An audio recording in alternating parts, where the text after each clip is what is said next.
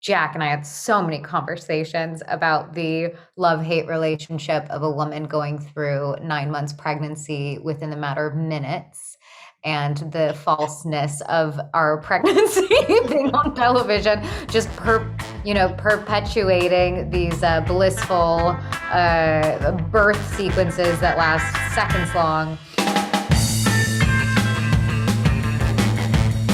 Welcome to Variety Stream Teams, the series that reunites the collaborators who caught lightning in a bottle and breaks down how they did it. My name's Adam Biveri, and I'm here today with WandaVision star Elizabeth Olsen and head writer Jac Schaeffer. Let's start at the beginning. When did you both first meet? Jack, when did we meet? It was at the Marvel office. I don't know a date, though. I don't know a date either. It was early because we very early on needed to let you know the scope of everything. So I think my memory is you came in. Yeah. We pitched you the thing, and then we had that fabulous Mexican dinner. Yes. We did like the second time. Yes, the second time. And that was when, so we had given you the full scope of like the whole narrative and the grief journey and the acceptance and what the whole thing was going to look like, and heard from you about your experience playing her and your hopes and dreams. It was the first time, though, that it felt like the creative really understood what was in my brain about Wanda and her life, and acknowledgement of these little anecdotes and moments she has had throughout the MCU, and then like blowing them up. And then it became this thing that these fabulous women, Jack and Mary, it felt like you were being seen or something for playing this character for such a long time, and then creating this incredible opportunity. So what was that? What were your hopes and dreams, Lizzie, that you wanted for this character, and that you were hearing Jack sort of maybe reflect back to you as you were talking about the character? Well, it was about this story of this young woman who has really had to make her way through so many difficult traumas without having the time to understand them, but really being forced and propelled into making the best with what she had, and actually creating a real culture that has a nursery rhyme, or like really making this fake country tangible. It's a special day. Perhaps an evening. Great significance. To us both. Naturally. Obviously. Exactly. Well done us. I desperately loved this idea of the suburbia aspect and the family aspect, and what it would mean if this woman got to give birth to her children. And I just didn't think I was ever going to get to do that. So Jack, if you could talk to me about, as you were coming to this and you were seeing what Lizzie was doing already with the character and what the comics had established for her, as Lizzie just referenced, how you wanted to synthesize all that into WandaVision. So producer Mary Livanos and I spent so much time poring over the scenes that were in existence in the MCU of Wanda and Vision, and just like obsessing over all the little details. I mean, that paprikash scene is like this classic scene that's held up, and for good reason. Is that paprikash? I thought it might lift your spirits.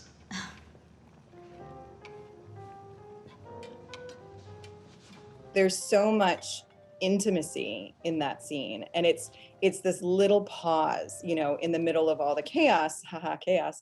And that's what we wanted to zone in on. Like it, before I even knew Paul and Lizzie, it just seemed to me that they had their own little world, like as performers and as characters inside of the MCU.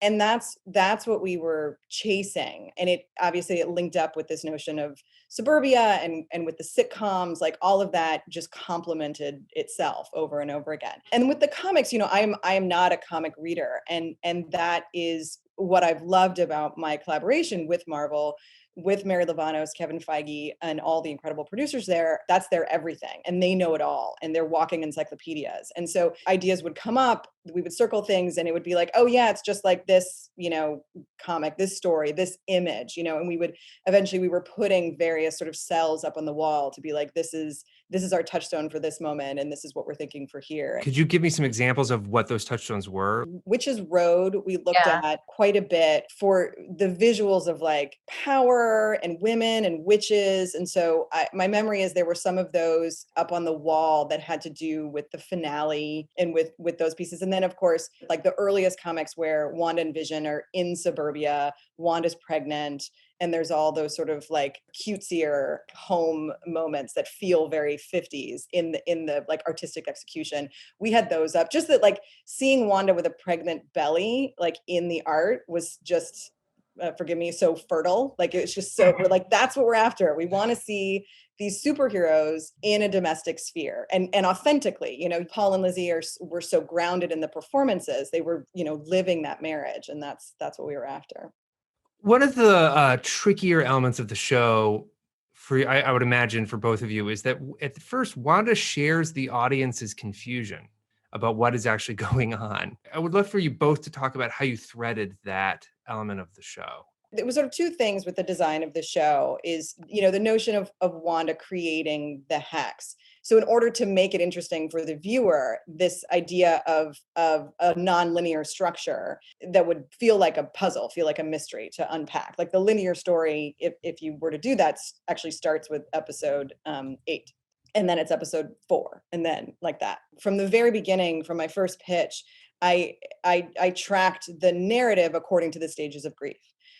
So it seemed really like a very exciting place to start, that Wanda is with the audience and is in legitimate denial, and that obviously it's a metaphor for you know, human grief, but it also works for the narrative structure of the show in this, you know, crazy MCU superhero kind of way.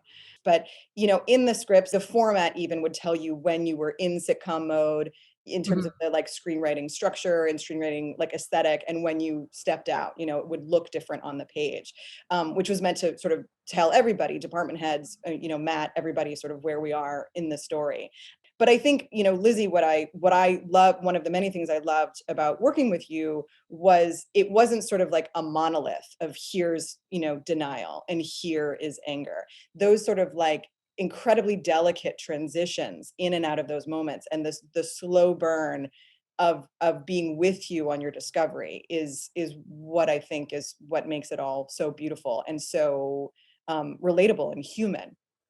And the thing that I also loved as this added element of how you structured the story, the actual decade itself and how that decade used sitcom to tell aesthetically these stories of aspiration is very connected to where our character is. Like she is losing it in Modern Family for a reason. As punishment for my reckless evening, I plan on taking a quarantine-style staycation. A whole day, just to myself. That'll show me. And it's not in the 50s where she's losing it, because the 50s is everything's tied together and we're just, you know, we don't see anything that's happening. We're post World War II and we're like a suburban family and we are having a kick-ass economy kind of thing. And that's one of my favorite parts about this show. It's just that added element that maybe you see it and maybe you don't, but it is completely necessary to the story, which decade we're in. For a Marvel Studios production, there's a certain expectation for visual effects, for action sequences. How did you balance that against, you know, this really deep exploration of Wanda's grief and the ways that grief can manifest in a person's life? We always knew we were sort of gunning toward this big finale. That was sort of part of my promise to Marvel, is that we would pull out all the stops with the finale. So I felt a lot of confidence in that, and confidence in Marvel and Kevin Feige and Mary Lavanos to do all of that spectacle. As a storyteller, I was very intrigued at the challenge of, can we tell a small story, and can we cultivate a scenario in which when Wanda looks at Vision and has a sort of a hallucination of him with his head caved in, that could pack, you know, the same emotional punch as like Thanos snapping his fingers. Like, can we, if we do our jobs well, can we make small moments have the weight of all these other things. It was so fun to sort of find the moments where the world frays and where the MCU and the creepiness like comes up around the edges. And I think we were just all united in wanting to see if we could rise to that challenge, and make it have that kind of impact. Lizzie, could you talk to that about how this compared and have it be the same person? You're playing the same person through all of that. It's so funny because I do feel like the difference of my experience on a Marvel film is different for Paul, is different for everyone. And I think I really love telling a story and knowing I'm a part of a story. I did this show right after doing season 2 of Sorry for Your Loss, and I'm a producer on that. And I really started to feel this ownership of character and story and leading a set. And I was really excited to finally have that opportunity in a Marvel space and have Paul by my side with that. And the allowance for it to be a fully character piece was a relief for all of us, I think. And then to also just relish in the Marvel aspects of it was a joy. Because it wasn't like a, I'm not calling it a burden, but it wasn't like, oh, well, now we're doing this other thing. It was like this joy to merge the two once we completely fleshed out these character journeys together. And to go from decade to decade, I just assume that I am the same person, just in a different tone. And we really wanted to stay authentic to those tones. So I never thought of her as being like a separate character. It was just trusting that it was Wanda, just in a different aesthetic. So when Evan Peters shows up on the show, it broke the internet, broke my brain. It got a lot of people speculating that you guys were going to be going into the multiverse. Long lost bro get to squeeze his stinking sister to death or what? She recast Pietro? Did you have a sense that would be one reaction that people would be having? And then second, how did you feel about just how intense a lot of that speculation became? That was one of the most exciting things I found out when we heard that Evan was going to do it. My mind was blown. I was like, this is the first time we're merging. Like, this is crazy. And then to use it in such a clever way as Jac does was so satisfying. And working with Evan playing this version of Pietro was just so fun and weird and funny. And oh God, Jac, I loved it so much. I'm so grateful for that.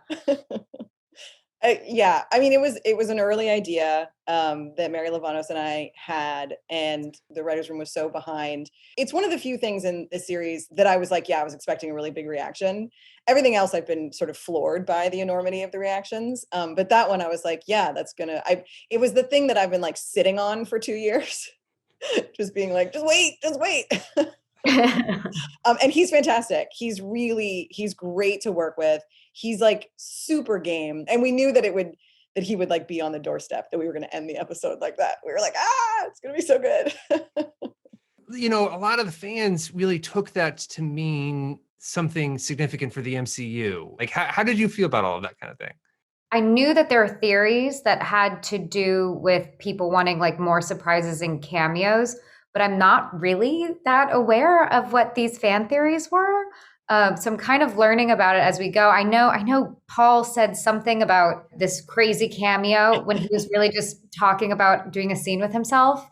And I know Paul thought that was a really funny joke. And I thought it was funny because I was like, but I think people are actually going to suspect that there is more to come. So I think there were a couple things in play when people were trying to figure out what happens next. And I guess because of the way we wrap up Evan's character, I'm still quite like I didn't know about the multiverse, when we were filming this. So I wouldn't assume that that's what was happening. I thought it was just a clever way to have a Pietro.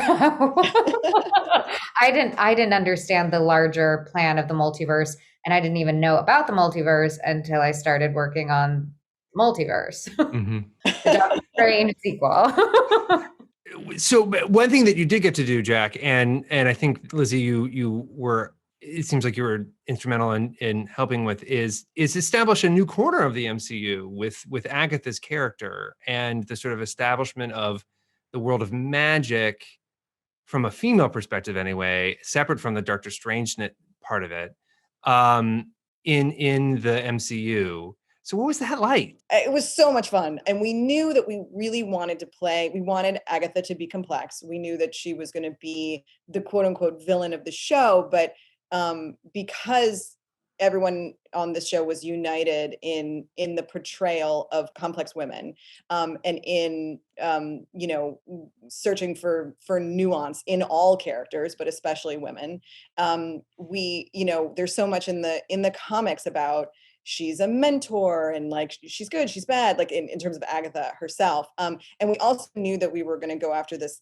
chaos magic thing. It was a very long process of how witchy do we go, what does it look like, but it like as it evolved, increasingly I felt like, holy cow, we're getting our own, as you say, little corner. Like we're getting our own little corner of the sandbox that no one's touched yet. And it did feel like we were doing something special and different inside of the MCU, that we got to play with a type of magic and a type of superpower that had not yet been seen. Yeah, and I'm not sure if I had much to do with that development as Catherine Hahn did, because Catherine Hahn came in like ready to be woman witch. I said once that she's the pelvic floor of our show. And I stand by it. Like she just like brought in this like raw female witchy energy. And the only thing that I have done is absorb and steal from her moving forward based on what she did in our show and the world that she had opened up through her character. Well, you say that, and that's very true. And we should all, give a moment to just, give the proper respect to Catherine Hahn for all things. I did wonder how much of what you do, you talked at all with Catherine about, or was brought into the sort of whole idea of witch and witchiness and magic and how that manifests.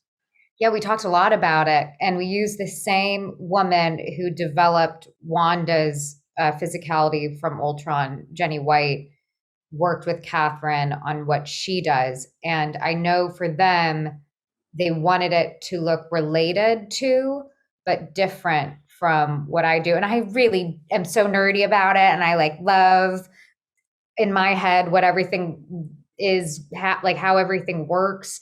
But Catherine's movement, because it was an older physical language based on what her poses are and inspired by her poses in the comics, whereas mine's always kind of like this.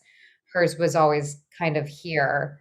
They're different, but they're completely related. And hers is intentional and learned, and mine's instinctual. And so there is a lot of thought that goes into how those relate. And, that's when you're like, and we did a character piece and we're in the Marvel world. Like those kinds of details, we do take as much care to make specific, even if it doesn't feel as authentic to like character building or something. Yeah. It totally is. Well, and she conjures because you don't have to use words.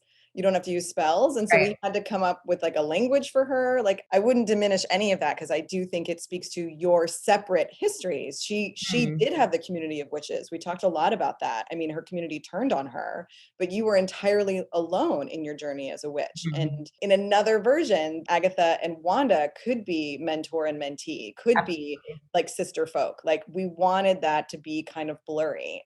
Anyway, I love that stuff. One thing that happens in the finale is because this is a show about grief, we do watch Wanda say goodbye to at least the version of Vision that she created from herself. I did want to get a sense of how you guys wanted to honor the story of grief while also, obviously setting up this new version of Vision that is going to perpetuate further into the MCU. It was very tricky, the balance of this is ultimately a story about acceptance, but also paying paying close attention to the fact that this is the MCU and stories spiral outwards. It was hard. We wanted Wanda to say goodbye on her own terms. That's what was most important. And then all the sort of like color and lights and set pieces, like it's all very fun and very wonderful and why we're all fans.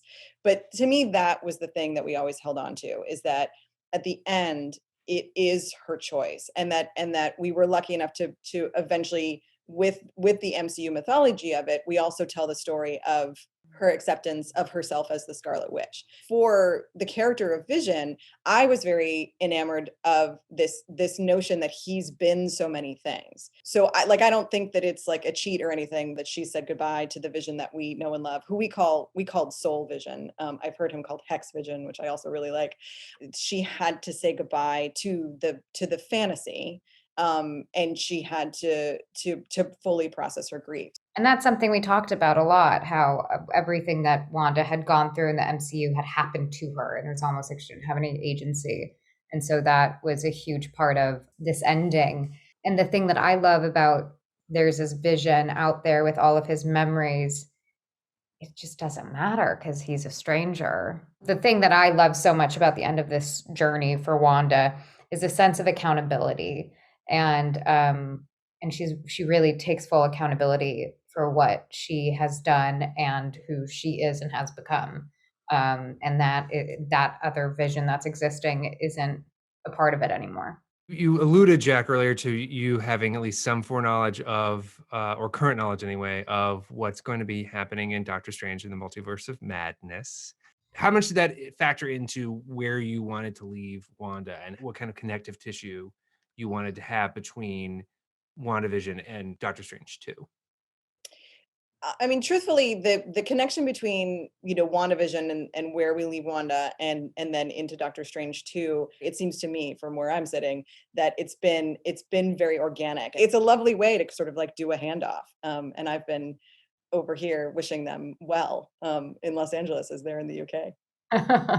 Yeah, I didn't know my part in Doctor Strange until right before we got back to filming during the pandemic. We had 2 months left and we had filmed the majority of our show already. And I knew nothing until that moment when they pitched it to me verbally. And so I tried as much as I could, almost less so to have it affect WandaVision as have WandaVision affect it. It's almost like I'm here and we're trying to make sure that everything is honoring what we did. From all I can put together, the events of WandaVision unfold in a matter of like 2 weeks. It seems like it's very compact. So you go from being a grieving widow essentially to a mother in a matter of days. How was it for you, Lizzie, to have that part of Wanda to explore? And then it seems like that might factor into Doctor Strange too, because we hear their voices at the end when she's reading the Darkhold. So I haven't watched the finished finale, so I'm not even sure exactly because there are multiple versions of all tags, right, in Marvel world.